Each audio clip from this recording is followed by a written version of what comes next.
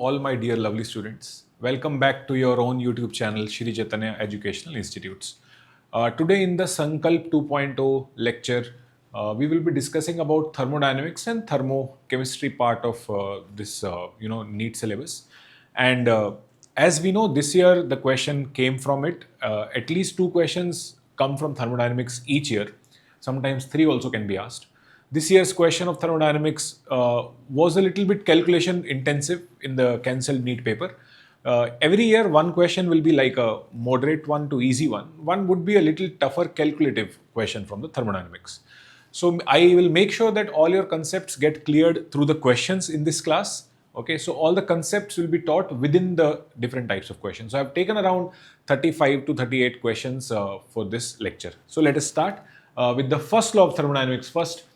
As we all know, first law tells you that the change in internal energy is equal to heat exchanges plus work.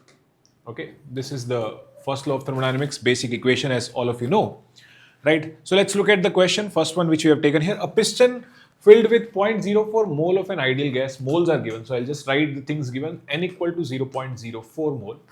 Ideal gas expands reversibly, important point, from 50 ml to 375 ml. So delta V is given. I'll just write V1, which is 50 ml, and V2, which is 375 ml. Okay, so it is expanding 325 ml at a constant temperature. So isothermal is the process, and temperature is given 37 degrees, meaning 310 Kelvin. 310 Kelvin. As it does so, it absorbs some amount of heat. Heat is given. Delta Q is given. Q is given plus 208 joules. So heat is given absorbed, that means positive we have to take. What is the value of QW for the process? So it's not even a question to even write all these things, because we know for isothermal process, delta U will remain 0. So delta U will be 0 since it's an isothermal process. So it's a 1 second question actually. We don't even have to solve it. For an isothermal process, delta U is 0. So Q will be equal to negative work. Q will be equal to negative work. If Q is given plus 208, so work will be minus 208. Okay. So just the question is given like a lengthy one, but it is just a 1 second question. Being a isothermal process, directly we can say Q and work will be just equal and opposite in the sign. Okay. Next one. Going to the next one. Which of the following equation does not correctly represent the first law of thermodynamics for a given process involving an ideal gas? Assuming that expansion work is 0. Assume non-expansion work is 0. Means only the expansion work is there. Whatever work we take in the first law is always expansion work. The useful work done we never take in the first law, which comes in the second law in the form of delta G.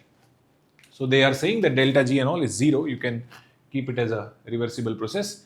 So cyclic process Q equal to minus W, which is absolutely correct. Whenever we go from a state A, come back to state A. For a cyclic process, when we come back to state A, all the state functions would be 0. U is a state function, so delta U would be 0. Okay, so delta U would be 0. If delta U is 0, then obviously Q plus W is 0 and Q equal to minus W. So this is the correct only. They are asking which is not correct, which does not correctly represent. Adiabatic process, delta U is minus W. This would not be correct because delta U equal to Q plus W, and for adiabatic, heat is 0. No heat is absorbed or evolved. So delta U will be equal to same as work plus W, not minus W. So if work is positive, delta U must be positive. If work is negative, that is during expansion in the adiabatic process, work is negative. So delta U is negative. Delta U is negative, meaning delta T will be negative, means gas will cool down. So remember it, whenever gas expands in adiabatic, it cools down. And whenever gas is compressed in adiabatic process, it always heats up. Okay. When I move the piston down adiabatically, means I'm trying to compress the gas. During compression, work will be positive. Delta U would be positive. Temperature would rise. Gas will heat up and so on. So this is the one. Next one, isochoric process, delta U equal to Q. Absolutely correct. Delta U is nothing but isochoric heat. As you know, in isochoric process, delta V is 0 meaning work done is 0 minus P delta V, which will be 0. Work is 0. So all the delta U will be coming out in the form of heat only, which is absolutely correct. Isothermal process, Q equal to minus W. Already previous question we have discussed the same thing. Okay. Moving on to the next one. Again, another good question from the first law of thermodynamics. A nice question. 5 moles of an ideal gas. See the question carefully. 5 moles of an ideal gas. Moles are given 5. At 100 Kelvin. At 100 Kelvin. Temperature is given 100 Kelvin. Allowed to undergo reversible compression until its temperature becomes 200 Kelvin. So temperature is rising. T1 say T2. 200 Kelvin. It is being compressed. CV is given. Why would they provide a CV? Because we know when temperature changes, delta U is NCV delta T and delta H is NCP delta T. These are the two formulas that we will be using here. CV is given 28 joule per Kelvin per mole. So that means CV molar is given. CV molar is given to you, but because per mole you can see the units. Right. Calculate delta U and delta PV. Delta PV is what they are asking. Calculate delta U and delta PV. So when we write the enthalpy formula, if you remember, enthalpy H was U plus PV. U plus PV. Enthalpy energy is defined as internal energy plus PV energy. So delta H equal to delta U plus delta PV. Delta H is equal to delta U plus delta PV. They are asking the value of delta U and the value of delta PV. How do we find delta U? We can say delta U equal to NCV delta T. NCV delta T. So moles are given 5, CV is given 28. And delta T is, I can see from here, T2 minus T1, which is 100 Kelvin ka rise. So plus 100. So delta U from here comes out to be 100 times 140, which is 14 kilojoule overall. So delta U is plus 14, plus 14, plus 14. All the options are same here, plus 14. Now we have to find delta H. Okay, there comes the tricky part. Delta H will be NCP delta T. They didn't give us CP, but we need to remember that CP minus CV molar equal to R. Okay, CP minus CV equal to R. So here CP molar comes out to be CV plus R.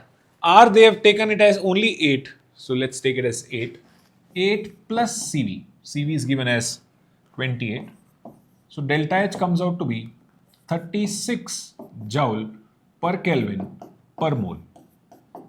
36 joule per Kelvin per mole. So this is the value of CP. From here we can find delta H and then we'll do delta H minus delta U to get the value of delta PV. Okay, so I'm writing delta H here. Delta H will be 5 moles into CP into delta T, which is coming out to be 18 kilojoule. 18 is delta H. So 18 is not your delta PV. 18 is delta H. Delta PV will be 18 minus 14, which is 4, third option. Correct? From this equation, delta PV would be delta H minus the delta U. I hope it is clear. It's a nice question, little lengthier question as compared to previous ones. So moving on to the next one. Among the following, the set of parameters that represent path function. We know that two path function that we study in our syllabus are heat and work are path function. So in this case, Q plus W is not a path function, it is delta U and internal energy depends only on the initial and final state. So delta U is a state function, that means delta U is also a state function. Q, heat, is a path function, work is also a path function. All of us know if we go from state A to state B reversibly or irreversibly, work will be different. Heat also will be different. H minus Ts represents G, which is Gibbs free energy, which is also a state function.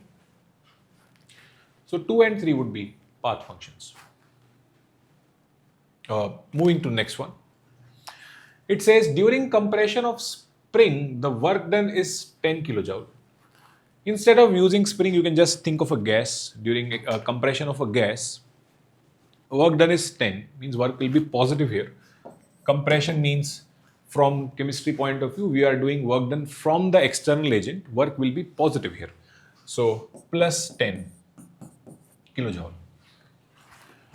And 2 kilojoule heat is escaped out. That means heat will be minus 2 kilojoule. Okay, heat evolved negative. What is the value of delta U? It will be sum of these two. So delta U would be plus 8 kilojoule. Okay, a simple question. These are all PYQs of NEET or JEE that I have taken here. Some of them will be like these integer type questions, so we'll be solving them completely. Temperature of 4 mole of a gas increases from 300 to 500. What is the value of CV molar if delta U is 500 joules for this process? Again, a simple question. Delta U equal to N CV molar delta T.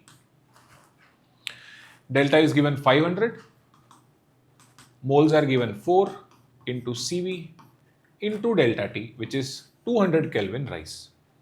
So our CV molar from here comes out to be, in joules, it comes out to be 5 by 8. Comes out to be 5 by 8 joules per mole per Kelvin. 5 by 8 joule per mole per Kelvin.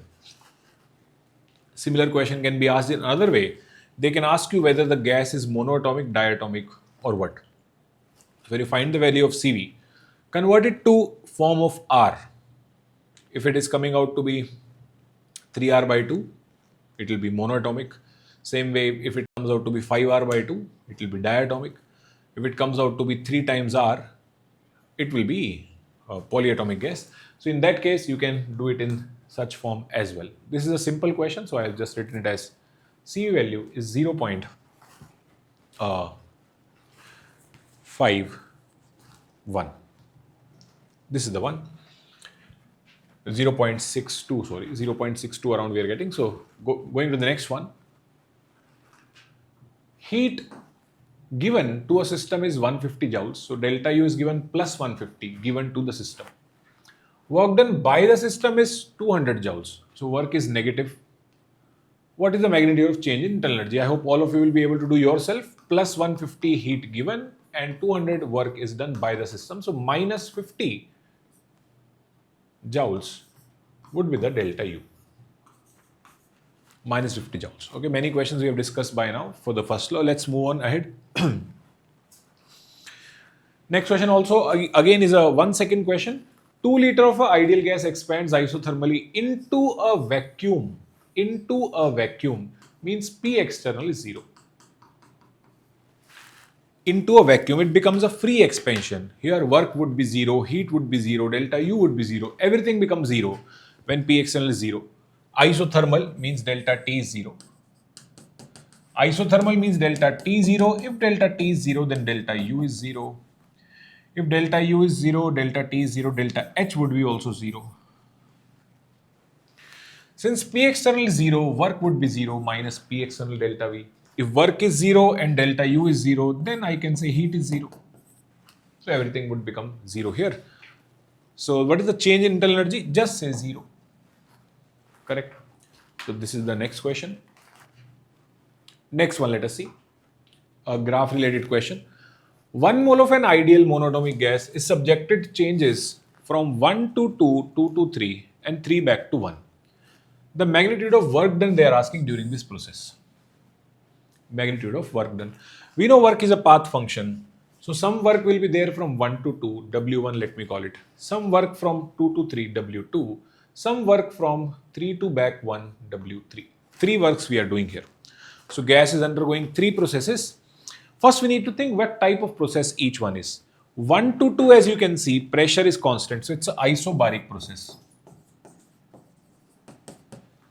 2 to 3 I can see volume is constant, which is 40 liter. So it's an isochoric process. For isochoric we all know work will be 0. For isobaric the work is going to be minus P external delta V. Minus P external delta V. And W3 what type of process? Generally a curve coming like this could be isothermal, would be adiabatic. Okay, we can check it. If P1 V1 equal to P2 V2, if P1 V1 is equal to P2 V2, in that case we can say it is going to be isothermal. If not, if P1 V1 to the power gamma is same as P2 V2 to the power gamma, in that case it will be an adiabatic process. So we are checking it. P1 is 1, V1 is 20, 1 into 20, 20 liter atmosphere. P2 V2 is 0.5 into 40, which is again 20. P1 V1 is 20, P2 V2 is 20, means it's an isothermal process. Isothermal process, where the work done would be, reversible work done would be, as all of you would have seen the formula, minus 2.303 nRT log V2 over V1. This is the work done. So 3 works, we have to just add them up now. So our answer would become total work, W total, would be minus P external delta V for the first one and minus 2.3 nRT log V2 by V1 for the second one, for the third process, and 0 for the second process.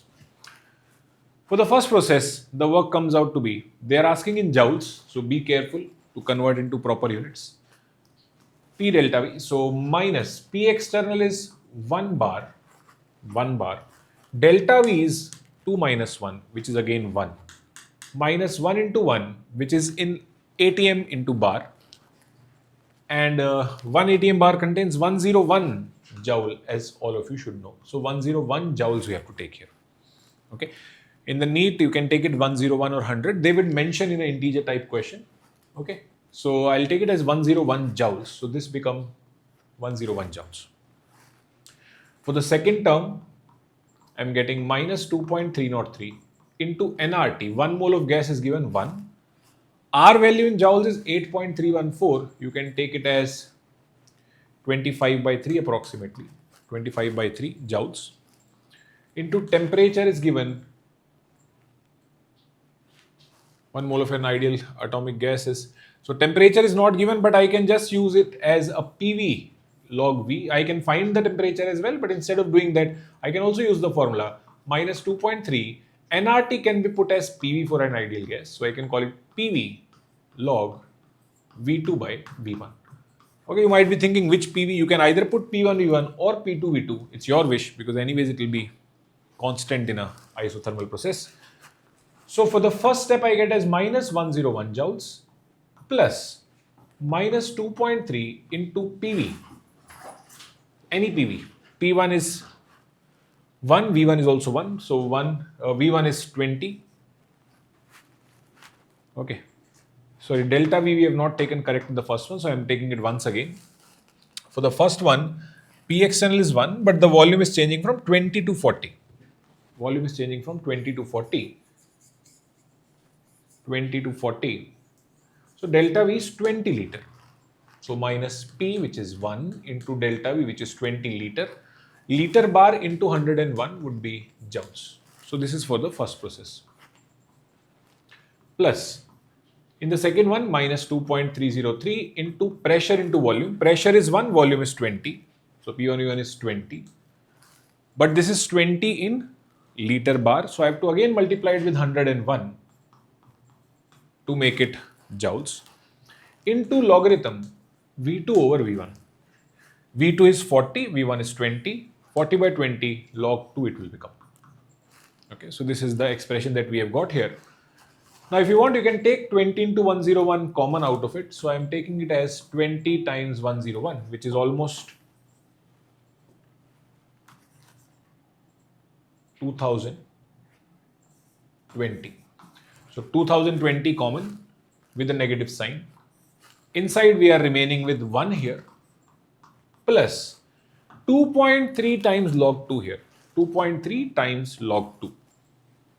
Okay, which is ln2. ln2 ka value is 0.693, or we can say log 2 is 0.3. When you multiply 0.3 with 2.3, you get 69. So 0.69. This is your answer in joules. So we get it as minus 2020 into 1.69 joules. Okay, then you can obviously multiply it 1.7 into 2020. Whichever answer you get, that will be your final one. Okay, so this is the type of question you can do from here. I hope it is clear to everyone. Only the unit conversion was the tricky part here. If you had directly put as P delta V there and here also directly, you would have gotten the answer in liter bar, but they're asking in joules, so we have to multiply with 101 in both the cases. Moving on to the next one. Again, there is a question coming from the graph point of view. I want you to solve it yourself, take it as homework and write in the comment box what is the answer for your homework question number 1. You can call it as question 1 for your homework. Okay, do it yourself. Tell me what would be the work done during this process. Pressure is given in Pascal, 8 here, and this is not origin. Obviously pressure can't be 0 for a gas. So this is 2,2 is given instead of origin. Instead of origin, 2,2 is the point they've taken here. So we have to go from point A to point B to point C. In ABC, you need to comment in the comment section what will be the work done from A to B to C. Okay. The type of process is not given here, obviously, but one hint for you would be area under the curve is called as work in the PV curve. Since it is a PV curve, area under the curve would be the work. You need to think yourself whether it will be negative or positive. Area though you can find obviously. It's a square and a triangle. It's a right angle triangle and a square. Height is given for the triangle as you can see. This is not origin, this is 2, 2,2 is this point. Okay. Right, I hope you have answered it. Moving into the next one. Next question says 5 moles of helium gas. Why have they said helium? Maybe they were asking you to know about CpCv of a monatomic gas. Let us see. Expands isothermally and reversibly at 300 Kelvin from 10 liter to 20 liter. What is the magnitude of maximum work done? Maximum work done. Anyways, when they have told you it is reversibly expanding, work done would be maximum only. Whenever we are doing a isothermal expansion, okay, work is maximum in reversible process. And when we are doing compression, then work is minimum in the reversible process. Okay, please remember this. In the NCERT also nicely they have drawn the diagram for it. So I am solving it. It's just a simple question for work done. So work would be minus 2.3 nRT log V2 by V1. Okay, it's a simple question. It was not even required whether it is helium or oxygen. Same work done would be there. Minus 2.3, moles are 5. R value in joule 8.3 they are asking us to take. Temperature always in Kelvin, 300 Kelvin, into log 10 liter to 20 liter is log 2. Okay, all of you can easily solve it. It's a simple question. The answer will be in joules. Moving on to the next one. Next question says 1 mole of an ideal gas is allowed to expand reversibly and adiabatically. So it's a question from adiabatic process where Q will be 0. Right? If Q is 0, delta U equal to work from a temperature of 27 degrees Celsius. So T1 is 27 degrees Celsius, means 300 Kelvin. 1 mole of gas is there, N value is 1. We all know that whenever a gas will expand, work will be negative. I told you during this lecture. Work will be negative, delta U would be negative, gas will cool down. Gas will cool down. So temperature 2 would be less than 300. We don't know how much. They're asking that only. What is the final temperature? If work done is 3 kilojoule, obviously we have to take the work as negative. They have not mentioned negative because it's expansion. Take it as minus 3. Work done is minus 3 kilojoule per mole. What is the final temperature? I can say for adiabatic, as Q equal to 0, delta U equal to W. Delta U is NCV delta T, T2 minus T1, equal to work. Work is given minus 3000 joules. Minus 3000 joules. 1 mole is given, so this is 1 mole. So we get CV into T2 minus T1 equal to minus 3000. CV is given 20, I am taking the CV down. So we get T2 minus T1 equal to minus 3000 by 20. Minus 3000 by 20. This comes out to be minus 150. Minus 150 is the change in temperature. So final temperature T2 would be T1 minus 150. T1 minus 150, first temperature is 300, final would be 300 minus 150, 150 Kelvin. Answer is logically correct. Gas has cooled down because gas has done the work negative, delta U negative, delta T negative, temperature has gone down to 150 Kelvin. Okay, so I hope it is clear to everybody. This is the question coming from adiabatic. So we have solved a few questions from isothermal process. We have solved few questions from cyclic process. This question from adiabatic process, from isochoric process we have done the question. These are the questions you can get asked from first law of thermodynamics. We have solved questions from delta H, delta U as well. Okay. Moving on to the next one. Delta U can be called as what? What is delta U? Is it isobaric work? Answer is no. In the isobaric process, delta U will be equal to work also, heat also. Because none of them is zero. Heat is not zero in isobaric process. Work is also not zero. Adiabatic work. This is correct. Previous question only. In the adiabatic process, Q is zero. So delta U will be equal to W plus 0. So yes, it is called as adiabatic work. So delta U can be called as adiabatic work, or also you can call it isochoric heat. So here two answers can be there. It can be called as isochoric heat. In the isochoric process, W was 0. So delta U became Q. In adiabatic process, Q is 0. So delta U became W. So your internal energy change can either be called as work done in adiabatic process, or it can also be called as heat evolved or absorbed in isochoric process. Okay, I hope it makes sense. Moving to the next one. Let's see the next question. An ideal gas undergoes isothermal compression. Okay, isothermal. Again, a question from isothermal. Mostly in chemistry NEET level, mostly we get question from isothermal processes only. Adiabatic, they generally tend to not ask in the NEET. So let's do this one. An ideal gas undergoes isothermal compression. Compression means work will come positive. 5 meter cube to 1 meter cube. Okay, delta V is given. -4 against a constant external pressure means it's an irreversible process. Okay, irreversible process. Again, I'm telling constant external pressure is mentioned. I can directly say work has only one formula, minus P external delta V. Okay, P external is given 4 Newton meter minus 2 in the SI units. Heat released in this process is used to increase the temperature of 1 mole of aluminium. If molar heat capacity of aluminium is 24, the temperature of aluminium increases by how much? It's a nice question. So you have taken a gas here, you are compressing that gas.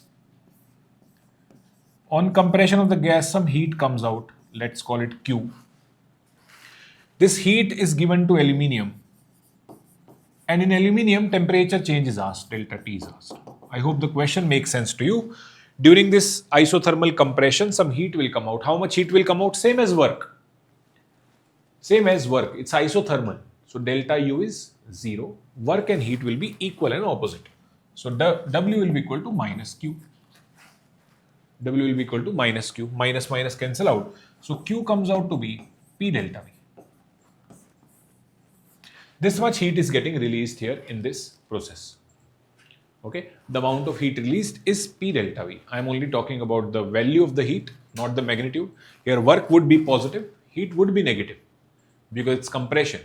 In compression, if I have to find the value of work, it will come with a positive sign. Q will come with a negative sign automatically. I am just telling Q will be P delta V. So amount of heat released during this process is P delta V. Pressure is 4 Newton meter minus 2 and delta V is minus 4. Delta V is minus 4. 5 meter cube to 1 meter cube, -4 ka change is coming. So heat released is 16 joules. Minus 16 sign shows the release of heat. So 16 joule amount of heat is released because Newton meter minus 2 and meter cube will become Newton meter. which is nothing but the SI unit of, heat or work, which is joules. So I'm writing minus 16 joules, that is the Q. This heat went to aluminium now. All this heat was given to the aluminium. When this heat goes to aluminium, for aluminium Q would be positive. Okay, for the reaction, for this process, heat was negative. Heat came out here, so heat came out to be negative. But when I supply it to aluminium, going into the aluminium, heat becomes positive for the aluminium. So for aluminium, I can say Q given to aluminium will be equal to NC delta T. NC delta T. N is the moles of aluminium, C is the molar heat capacity of aluminium into delta T. They have given molar heat capacity of aluminium 24 joule per mole, and it is given to 1 mole of aluminium only. So moles of aluminium are given 1, C is given 24 joules, delta T we have to find, and this is 16. Plus 16 I have to take because I just told you heat is going into the aluminium. So delta T comes out to be 1.5 degree, not 1.5, it comes out to be 16 by 24, which is 2 by 3 Kelvin. Okay, and the option C comes out from here, 2 by 3 Kelvin, change in temperature. Again, a nice question. Okay, two-step question. I hope it is clear to everyone. It clears two concepts to you. Calorimetry concept it clears. Okay, calorimetry concept it clears. Along with that, it also clears the concept of isothermal compression. That too a irreversible compression. Till now, the questions that we have solved were reversible compression expansion, where you use the formula minus 2.303 nRT log V2 by V1. But you can never ever use the same formula in an irreversible process because we know work is a path function. It can't be same for reversible and irreversible. So whenever against constant pressure is written in the question, against a pressure of something is written, against a pressure is written, means it's a single step process, irreversible process. Never use that 2.303 formula. That is always for reversible isothermal. Moving on to the next one.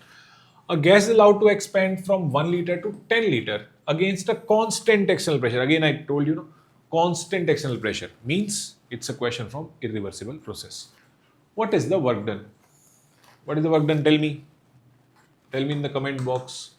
Homework question number 2. Tell in the comment box how much is the work done.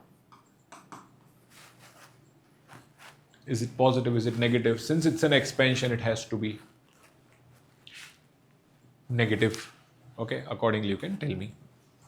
Moving on to the next one. Process with negative entropy change. So now we are going towards the second law of thermodynamics. We are talking about entropy now, which is delta S. Okay, which is the degree of randomness or disturbance in the system. If delta S is positive, means entropy is positive, meaning more randomness. In a given reaction, we can easily tell whether the randomness is more or less. If product has more gases, more moles of gases, then for such reactions, your delta S would be positive. More the gas molecules, they have more degree of freedom, they can move better, they have more disturbances, or we know delta S is positive for those things. So let us start. They are saying for which process delta S is negative. Delta S is negative. Delta S would be negative whenever you go from any liquid state to solid state, like freezing. So molecules restrict their rotation in the solid and they can't move, so they will have less randomness. Going from a gas to liquid, condensation of water vapor, right? Or in any reaction where you go from more gaseous moles to less gaseous moles, means we have reached to a less random state. So let's see the options. Dissociation of calcium sulfate to calcium oxide plus SO3 gas. Here left side there was no gas, right side there is 1 mole of gas. 1 mole of gas. So entropy would increase here. Delta S must be positive here. So it's not our answer. Sublimation of dry ice. Dry ice is CO2 solid. Sublimation means we'll go to gas. Again, entropy would rise here because gases are more random than solids. Dissolution of iodine in water. Again, iodine is a solid.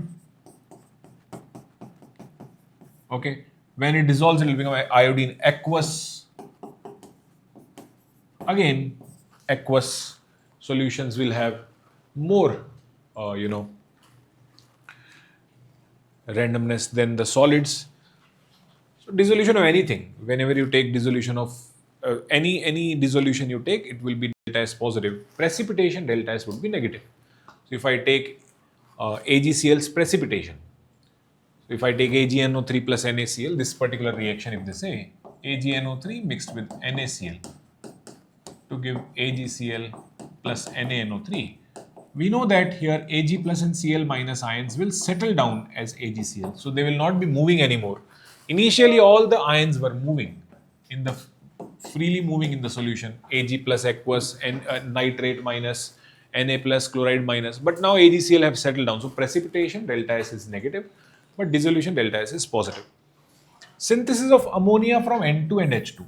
This is the one which has negative delta S. So you can remember for Haber's process, N2 plus 3H2 give 2NH3. So in this particular reaction, as I can see, delta Ng is negative. Delta S must be negative.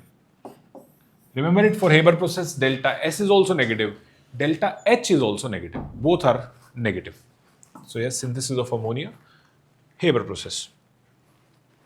Moving on to the next one. Next question says, for a process, delta H values are given, delta S values are given. Number of non-spontaneous processes are how many? Okay, how many of the processes are non-spontaneous? I will tell you the best way to do these type of questions. See, whenever delta H of a process is negative, whenever delta H of the process is positive, when an exothermic reaction is there, it's a very favorable factor. It tries to make your reaction spontaneous. Delta H negative is a favorable factor. Okay, because we know delta G equal to delta H minus T delta S.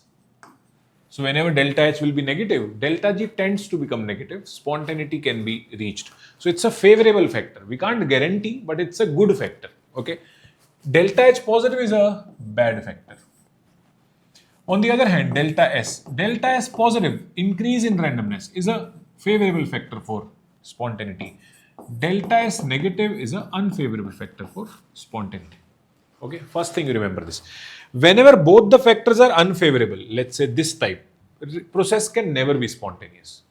Okay, process can never be spontaneous. If delta H is positive, will make this term positive. If delta S is negative, will make this term also positive. Plus and plus will become plus.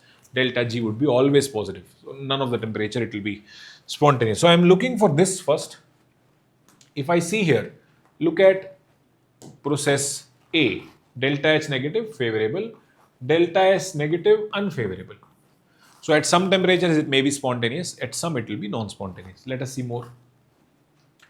B, it is a favorable factor. It is also a favorable factor, so it has to be spontaneous. So this process though must be spontaneous at every temperature, without a doubt. C, delta H is unfavorable for us. Delta S is also unfavorable for us. So this can never be spontaneous. We don't even have to check. Last one, this is unfavorable. This is favorable. So we'll have to check this one. So only first and the last one we have to check. Rest of the two we can easily tell. So C is the non-spontaneous. How many of the processes are non-spontaneous? So C is non-spontaneous. I'll mention C here. Okay. Then we'll check the rest of them. Let's look at the first one. Whenever your S is a bad factor, whenever S is a unfavorable factor, in that case, at high temperature, processes are always going to be unfavorable. Means processes will be non-spontaneous because the S is multiplied with T. Delta S is multiplied with T. If temperature is more, T delta S value will be more, bad value will be more, making your process non-spontaneous. Okay, so what is that high temperature that we are talking about? You can find the equilibrium temperature first. So T equilibrium, which is delta H by delta S. At any temperature above this T equilibrium, this process would be non-spontaneous. At high temperature, we always listen to delta S. Okay, whenever temperature is high, who is multiplied with T? Delta S. We listen to delta S. We say Delta S, if you say spontaneous, we'll make the process spontaneous. If delta S says non-spontaneous, we'll make it non-spontaneous. So equilibrium temperature comes out to be delta T by delta S. Delta T is 25,000 kilojoule they have given. Delta S is 80. 25,000 by 80. So this temperature comes out to be 3, 1, 2.5, 312 Kelvin. So at 312 Kelvin, it is at equilibrium. At any temperature more than this, it would be non-spontaneous. And they are checking at 300, means 300 is below this. So it will be spontaneous. So high temperature is not good for it, but low temperature is good. So at low temperature, it will be spontaneous. So first one is a spontaneous process. First one is a spontaneous process. Okay, or you can put in the values and check. I just told you the concept. Understand the logic behind it. Equilibrium temperature means temperature at which delta G would be 0. At any temperature above that, delta G will follow T delta S. Because at higher temperature, delta S into T, this term would be positive here. So delta G would become positive, making it non-spontaneous. So it will be non-spontaneous at 320 Kelvin, 350 Kelvin, but it will be spontaneous at 300 Kelvin. Now moving to the last one, D. I am finding the T equilibrium. T equilibrium comes out to be delta G, which is delta H, which is 22,000 by delta S, which is 20. 22,000 by 20. 0, 0, and this comes out to be 1100 Kelvin. 1100 Kelvin, right? If the temperature is more than 1100 Kelvin, we listen to it, spontaneous. But the temperature is only 300, which is below 1100 Kelvin. So we don't listen to this, we have to listen to this delta H. So the process will be non-spontaneous here. So yes, C and D both will be non-spontaneous here. Okay, think of it like a melting. This is like melting. In melting, delta H is positive and delta S is also positive. Melting. This is like melting.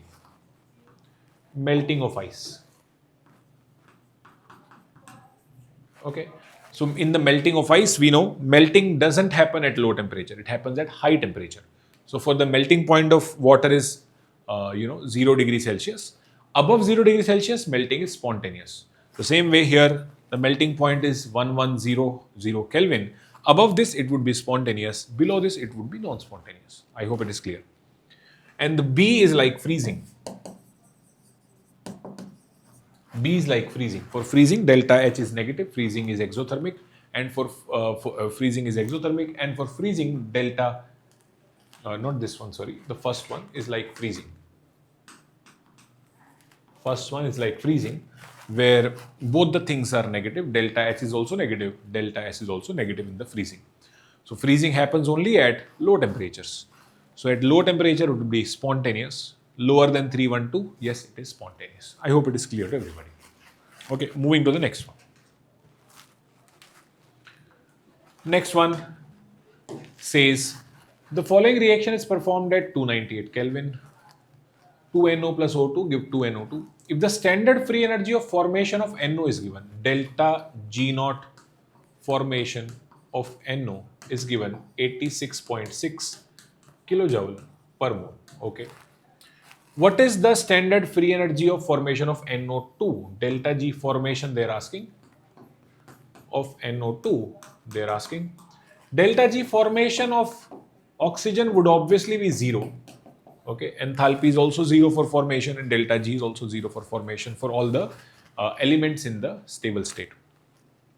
So if I somehow get the delta G naught of the reaction, I can use the Hess law afterwards. I can say delta G naught reaction will be equal to delta G naught products. Products is 2 times delta G naught of NO2 minus delta G naught reactant, which will be 2 times delta G naught of NO formation. Okay, so I hope this formula is clear what I have written here. It's nothing but a Hess law formula. So I have this I have to find this one. I need delta G reaction first. What is delta G naught? If equilibrium constant is given, they are saying Kp value is given, 1.6 into 10 power 12. Very important. So if you remember, in equilibrium constant, you have studied delta G naught equal to minus RT ln Kp. This is delta G naught minus RT ln Kp. So I can see some ln natural logs are present here. So I have to find delta G naught reaction from here. So delta G naught reaction comes out to be minus RT. R is taken as R only. Temperature is 298. Ln Kp, which is, I'll just keep it as Kp only. Okay, this is the value of delta G naught. So delta G naught reaction, I'll just put it here, is equal to 2 times delta, so 2 times delta G naught NO2 minus 2 times delta G naught NO, which is positive 8.6, 86.6. Okay, this gives you a delta G naught of NO2, which comes out to be this value plus 2 times 86, this value plus 2 times 86 divided by 2. This 2 will go down. So I'll just mention the value here. It comes out to be minus R into 298 into ln K minus this will go there and become plus 2 times 86.6 divided by 2. This would be delta G naught formation of NO2. Okay, this would be the answer. Now let's quickly look at it. 2 times 86.6 with a positive sign, 2 times 86.6 with a positive sign, with the negative sign minus R into ln this divided by 2, which is second option. Okay, this 0.5 means 1 by 2, 1 by 2, 0.5. I can write as 1 by 2. So 1 by 2 into this value, which is coming out from the second equation. Okay, so second option will be the answer here. It's a good question. Okay, different type of question that you might have not seen. Process is spontaneous at all temperatures if both the factors are favorable. Delta H must be negative. Delta S must be positive. Okay, simple question. Delta H negative, delta S positive. This one again, your homework question number 3. Tell me which is the answer here. I just told you the equation between delta G naught and K. Tell me yourself that if equilibrium constant is above 1 or below 1, delta G will be negative or positive. Okay, delta G naught. At equilibrium, delta G is 0. Delta G naught is not 0. Okay, at every equilibrium, delta G of the system will be 0. Delta G naught can be 0 only if equilibrium constant is 1. Only if equilibrium constant is 1, which happens in concentration cells in your electrochemistry chapter. Okay, delta G naught is 0. That means E naught cell is 0. E naught cell is only 0 in concentration cell. So in concentration cells this happens, but generally for any normal reaction, equilibrium constant won't be 1. So delta G naught won't be 0. It will be some value. This is your NEET 26 type of question. Same question, similar question with the different values was asked. Find delta G, it's written twice actually. Find delta G in kilocalorie if delta U is given and delta S is given and temperature is given. Delta G they are asking. We know by Gibbs-Helmholtz equation, delta G equal to delta H minus T delta S. Right? But delta H is not given. So a delta H can be put as delta U plus delta NGRT.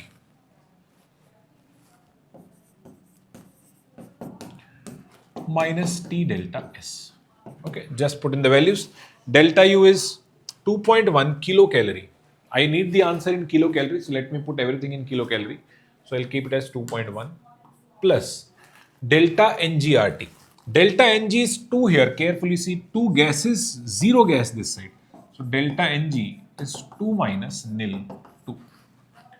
So plus 2, R is 2 calorie, so 2 by 1000 kilocalorie into temperature, which is 300 Kelvin. So this is also kilocalorie, this is also kilocalorie. Minus T delta S, temperature is 300 delta S is 20 calorie. So if I divide by 1000, now it is also kilocalorie. Now everything is in kilocalorie. This gives you your answer. It is 2.1 plus 1.2 minus 6 minus 6, okay, which comes out to be negative minus 6 minus 3.3, which is minus 2.7 kilocalorie. Minus 2.7 kilocalorie. This is your next question. Okay, NEET 26 had asked the same question in the different values, with the different values. Okay, moving on to the next one, another good question. Variation of equilibrium constant with temperature. Very, very important. Remember the formula. Okay, Clausius-Clapeyron equation we call it, which is log K2 over K1 equal to delta H by 2.303 R 1 by T1 minus 1 by T2, or I can write as T2 minus T1 by T1 T2. Clausius-Clapeyron equation, which tells you how equilibrium constant changes with temperature. If the reaction is endothermic, equilibrium constant increases with temperature. If the reaction is exothermic, equilibrium constant decreases with increase in temperature. As I can see, at 25 degree, K is 10. At 100 degree, K is 100. K has increased with the temperature. Means it's an endothermic reaction. First thing I can reach from here is endothermic reaction. Are they asking delta H? Yes, they are asking delta H. Positive, positive, positive, positive. Till now we could not reach to any answer because delta H is positive in all the options given. Okay. Let's find delta H now. Log K2 by K1. K2 is 100. K1 is 10. Equal to delta H, which is delta H naught by 2.303. 2.303. They are asking in kilojoules. So R value would be 25 by 3 in joules. By 3000 if I do, it will become kilojoule. So this is in kilojoule. Into T2 minus T1, which is 100 minus 25, which is 75. By 125, always take temperature in Kelvin, don't do a mistake. So 25 degree would mean 298 Kelvin. 100 degree would mean delta H naught comes out to be this in kilojoule. Now once we solve it, as we can see, the options are little far away from each other, 28 and 0.6. We can do a lot of approximation here in this question. 25 thrice is 75. On the table of 3, I can just cut it at 100 times. 00, 00. On the table of 3, I can cut it at 10 times and 120 something, around 125 times. Right. So this gives us 125 into 2.3. Okay, 125 into 2.3, right, by 10. So 12.5 into 2.3, which is going to be more than 2425. So 28. This is the one, 28.4. So it's 28.4 kilojoule, the delta H naught. Then they're asking what is delta G naught at the two temperature. Delta G naught at temperature 1, delta G naught at temperature 2. As I just told you the formula of delta G naught. Delta G naught was minus 2.303 RT log K, K1 T1. Okay, I don't even have to calculate it properly. If I just see the relation between the two,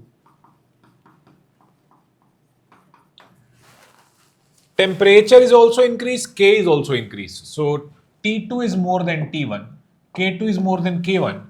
Means delta G2 will be more negative than delta G1, can I say? Delta G02 will be a more negative number because this value is more. This value is more. So this will be more negative. Delta G2 should be more negative. First option says it is more negative, which is correct. Third option says it is less negative. This is incorrect. So first one would be your answer. If you want, you can calculate and check. but I have told you the way to do the question little faster. 45 questions in an hour, you should solve the question little smartly. Next one. Moving on to the next question, a reaction is given to us. FeO gives FeO plus carbon, both are solid. Give Fe solid plus CO2 gas. One gas is there, so delta Ng is positive here, plus 1. The minimum temperature in Kelvin in which the reaction becomes spontaneous.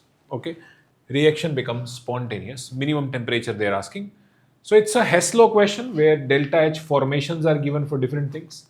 S naught formations are given for different. Generally, they won't say delta S, they will just say S naught formation. So what I will do is, using the equation, first I will find delta H of the reaction and delta S of the reaction. Both are state functions, so both will be product minus reactant. So delta H naught reaction will be delta H formation of product minus delta H formation of reactant. Product is iron, for which delta H is 0. Product is carbon monoxide, for which delta H is given minus 110.5. Minus. For carbon graphite, it will be 0. And for FeO, they have given minus 266.3. Okay. This gives you the delta H naught reaction. Delta H naught reaction comes out to be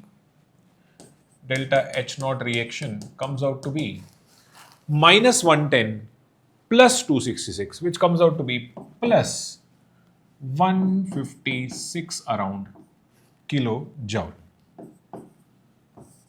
Plus 156 kilojoule. Delta S reaction will be again formations of S formations product minus S formation reactant. S formation of iron, which is given 27.28, plus S formation of CO, which is given 197.6, minus S formation of FeO, which is given 57.5,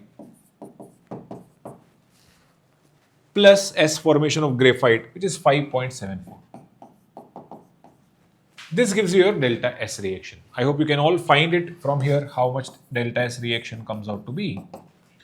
Okay, which is going to be, I'm just finding the approximate value because 4 options would be given to you. Since it's an integer type question, I have not taken the 4 options here, but 4 options will be kind of far away from each other. So after doing the approximation, I hope you will get the value of delta S. From here, I'll go to temperature equilibrium, which is delta H reaction upon delta S reaction. Okay.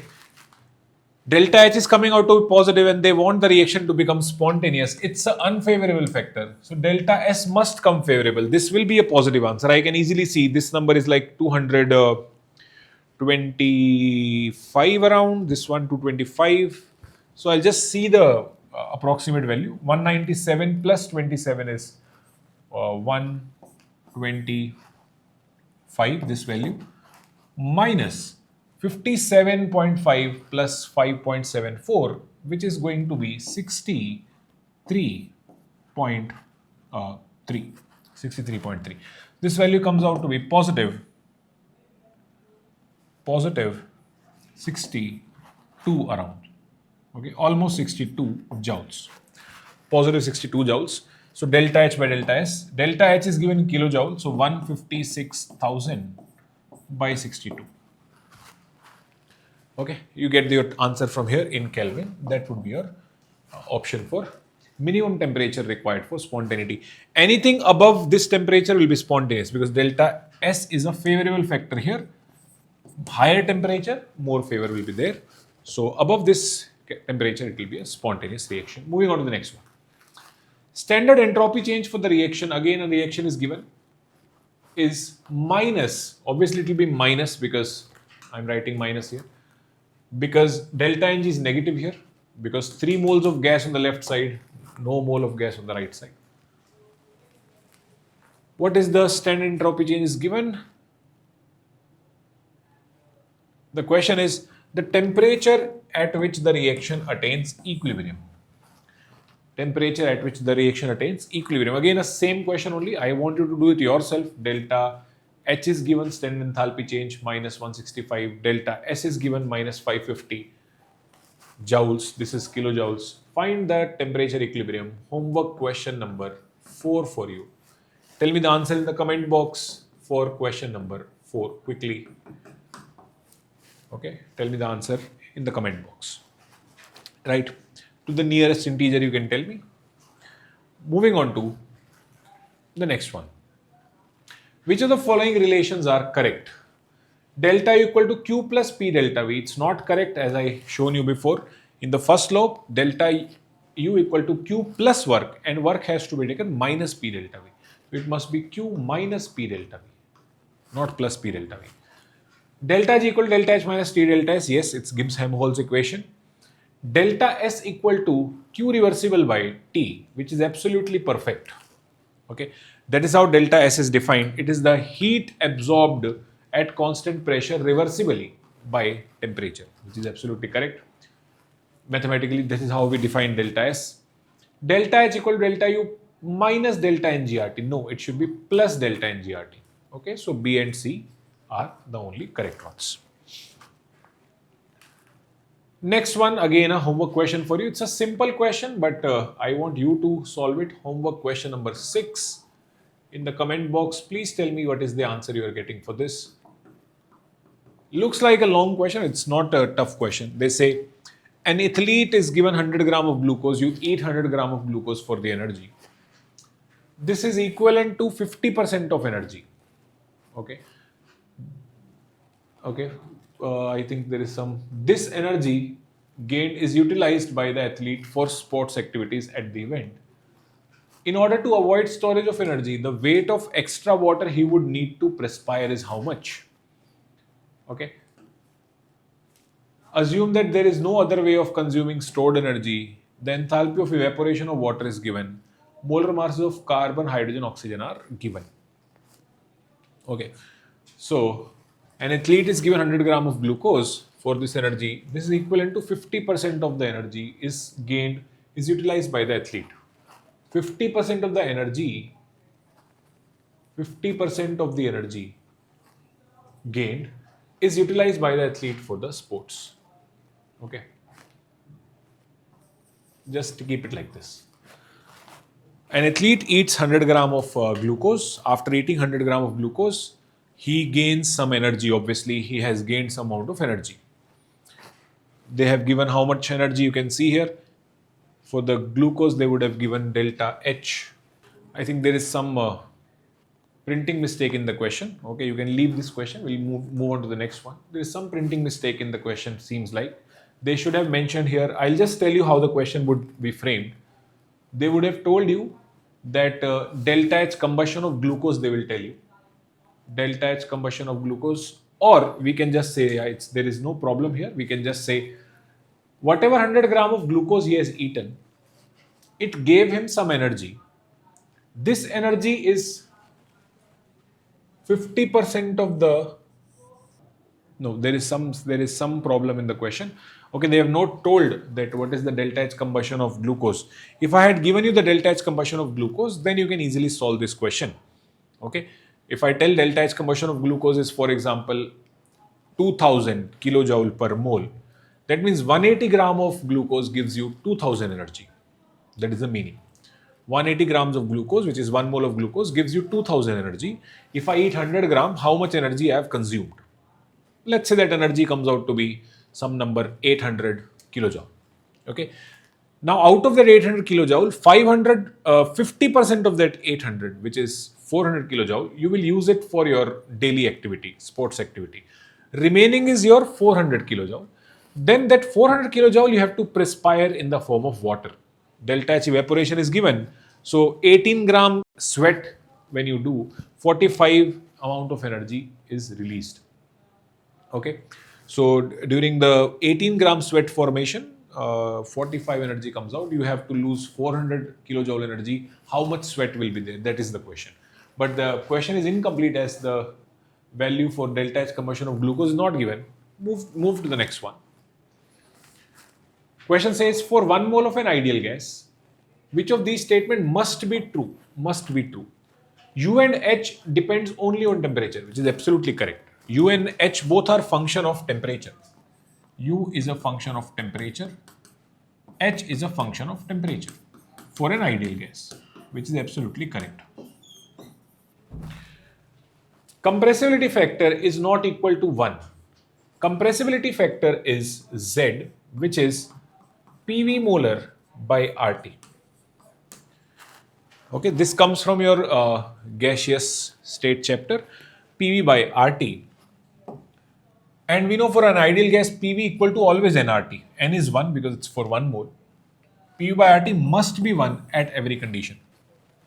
So compressibility factor Z is not equal to 1. It is always equal to 1. Cp minus Cv equal to R is correct. Delta U equal to Cv delta T for any process, which is also correct. Delta U equal to NCV delta T. Mole is given 1 mole. So delta U will be equal to Cv delta T, which is always true for an ideal gas. So yes, A, C, D are correct. A, C, D are correct. Moving on to the next one. Incorrect expression for the following is, which is the incorrect expression? For isothermal process, work reversible is minus RT ln V final by V initial, which is absolutely correct. Work done was minus 2.303 nRT log V2 by V1, which is correct. ln K equal to delta H minus T delta S by RT. Is it correct or not correct? Let us see. We have seen delta G naught was minus RT ln K.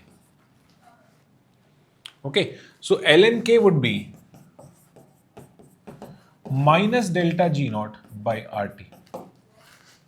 Minus delta G naught by RT.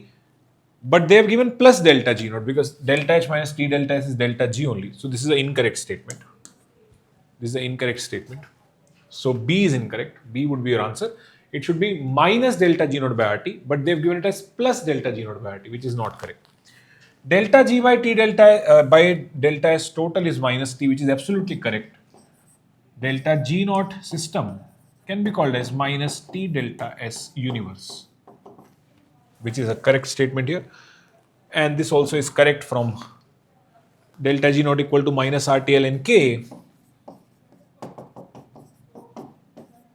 When I bring this minus RT down, I get ln K equal to minus delta G naught by RT and K equal to anti-log of this, which is e to the power minus delta G naught by RT, which is given absolutely correct. So B would be the answer here as an incorrect statement. I hope it is clear to everyone. Moving to the next one. Another question where the graph is given. It's an exothermic process, as all of you can see. Okay. X plus Y is the activation energy. X is the activation energy of forward reaction. So here EA forward is X. EA backward is this value, which is X plus Y. EA backward is X plus Y. And delta H is always EA forward minus EA backward, which is X minus X plus Y. So delta H is minus Y. As you can see from here, this is delta H. Now you can read the question. According to the following, the magnitude of enthalpy change, only magnitude they are asking, only magnitude. So delta H is actually minus Y. So delta H is minus 45 kilojoule per mole. But since they are asking magnitude of delta H, I would just say 45.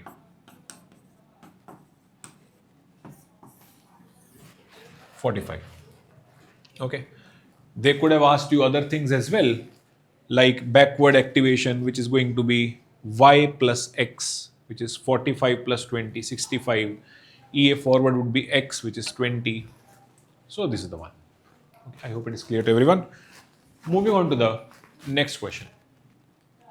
Enthalpy change of conversion of half Cl2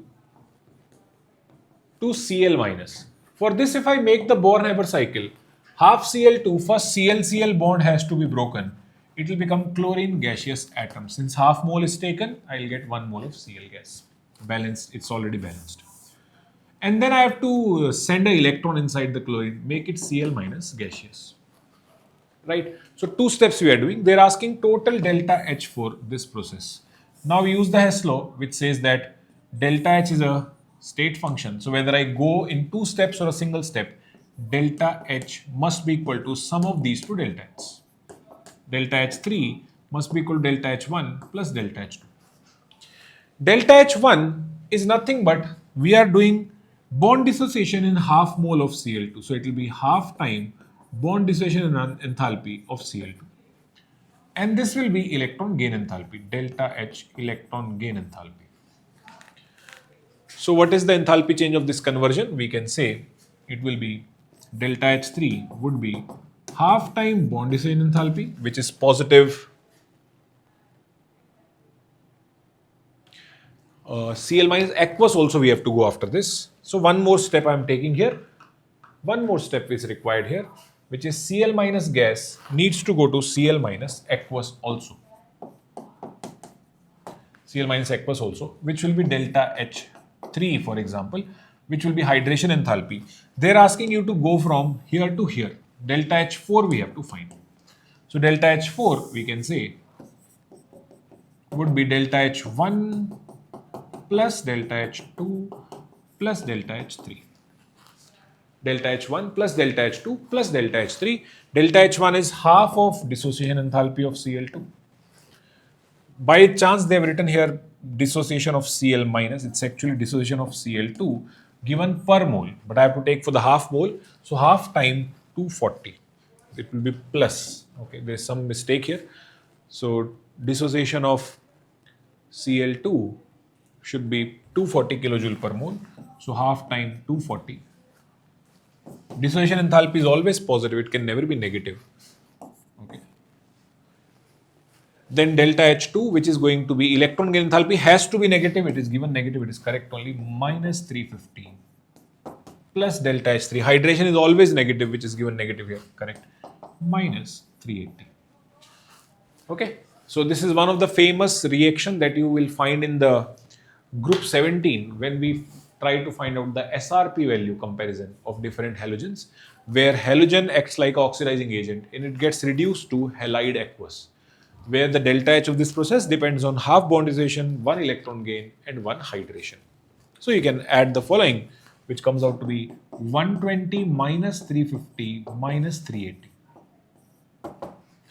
120 minus 350 minus 380, which is, this is minus 730 plus 120 minus 610. Okay, minus 730 plus 120, which is minus 610 kilojoule per mole. This is the delta H for the process with the negative sign. Okay, I hope it is clear to everybody. Moving on to the next question, which is going to be our final question for the class. 28 liter of CO2 gas is produced on complete combustion of 16.8 liter gaseous mixture of ethene and methane. Ethene and methane. Okay. At 25 degree 1 atm. You can call it almost STP. Okay. Heat evolved during the combustion is how much? What is the delta H? Heat evolved during this combustion. Okay.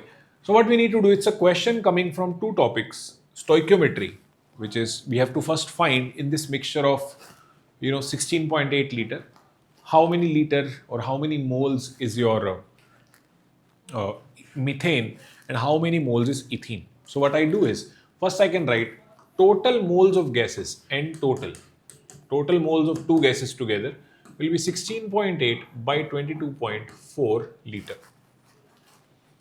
16.8 is the volume by 22.4 liter at STP will give us the moles. So moles of gases from here are coming out to be, if I cut it on the table of 5.6, this is going 3 times, this is going 4 times, 3 by 4. Total moles are 0.75. Okay, total moles are 0.75 moles of gases are taken. Now out of this 0.75 moles of gases, let me consider that methane is X moles and then remaining would be ethene C2H4, let's say 0.75 minus X moles. I hope it is clear what I have written here. They gave that total gaseous mixture was 16.8 liter. I converted it to moles, which is 0.75 moles. Out of 0.75, some amount is methane, some amount is ethane. Now they have said volume of CO2 produced also. So I'll find the moles of CO2 produced. Volume of CO2 produced 28 liter. Moles of CO2 produced are 28 by 22.4 liter. Okay, which is also again cancelling out at 1.25, because on the table of 5.6 again, on the table of 5.6 this goes 4 times, this goes 5 times. 1.25 mole CO2 is released. Now using this I need to find the two values, the moles of methane and ethene. How do I do that? Write their combustion reaction, where I'll say, here this side I'm writing, methane reacts with oxygen to give CO2 plus H2. 1, 2, 1, 2. This is the balanced reaction. Ethene, C2H4 plus O2 gives CO2 plus H2. 2 carbon, 2 carbon. 4 hydrogen, 4 hydrogen. And we get here 6 oxygen, so 3 O2. Okay. Now if I see, if I take X moles of CH4, it should produce X moles of CO2. 1 gives 1 mole, so X moles will give X moles. And if I take 0.75 minus X moles of 0.75 minus X moles of ethene, it should produce double the amount of CO2. So moles of CO2 coming out from here would be 2 times 0.75 minus X. Moles of CO2. Okay, so moles of CO2 come out to be this plus this. So total CO2 released should be equal to X plus 2 times 0.75 minus X, which already we know is 1.25. Okay, so I can say this 1.25 is X coming from the first reaction, 2 times 0.75 minus X coming from the second reaction, which comes out to be X plus 1.5 minus 2X equal to 1.25. From here, minus X comes out to be minus 0.25. X comes out to be 0.125. X comes out to be 0.25. X comes out to be 0.25. So X is 0.25 means 1/4 mole is belonging to methane. So methane is 1/4 mole. That means ethane is the rest. Out of 3/4, 1/4 is this, and rest 2/4 would be ethene.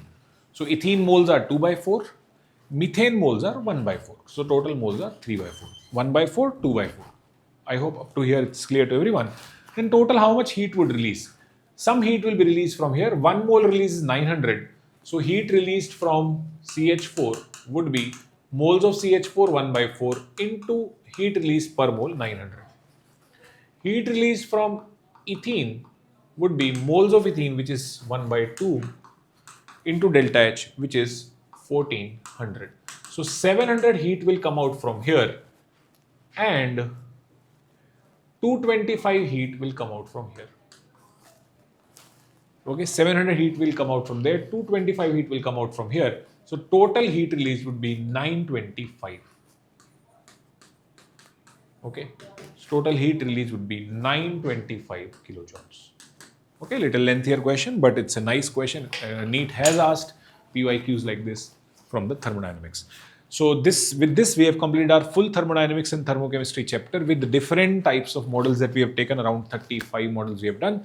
I hope it is clear to all of you. All the very best for your again NEET exam, and I'll see you all in the next video. Bye bye.